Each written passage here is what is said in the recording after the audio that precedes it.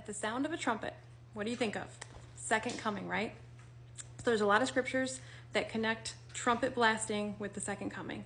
So I'm going to put them at the top. I don't know if I'll get to them all, but you can go through and you can study all the occurrences of trumpet blasting with the second coming. And then you have Revelations too, right? You have all the trumpets getting blown in Revelations. I want to say 8 and 9. So I want to talk about the Feast of Trumpets. So what do we do at the Feast of Trumpets? So we blow trumpets, we blow shofars, right? And what day is it? It's the first day of the 7th month. And we don't know what day that is until the spotting of the new moon. So we go and we spot that new moon, and that kicks off the Feast of Trumpets. But you don't really know what day it is. I've heard it's called like the hidden day. I don't know if that's like just a term over the years, because they don't really know what day it's going to be on. You think you're going to see the new moon at a certain day, but it could be the next day, right? Because it's the moon.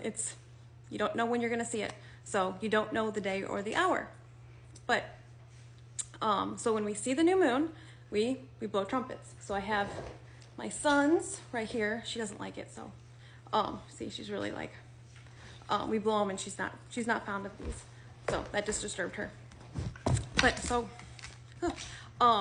we blow trumpets, and we don't do any ordinary work. So it's really there's not much in the scriptures for like why we're doing it. Like Exodus, we know why, like different things, we know what's happening.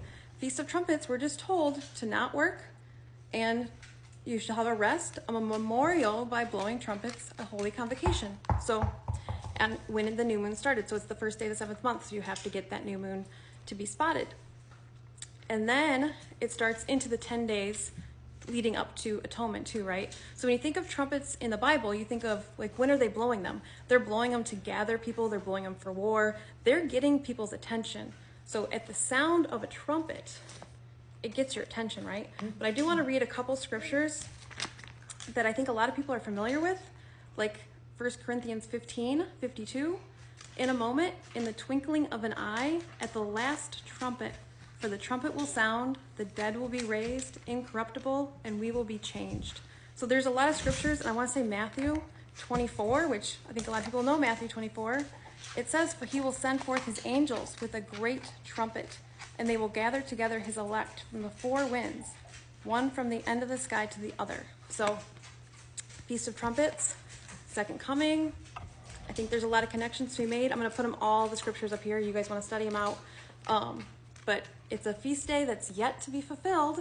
And that's what we do. We gather and we blow shofars when we see that new moon. And you don't know the day or the hour.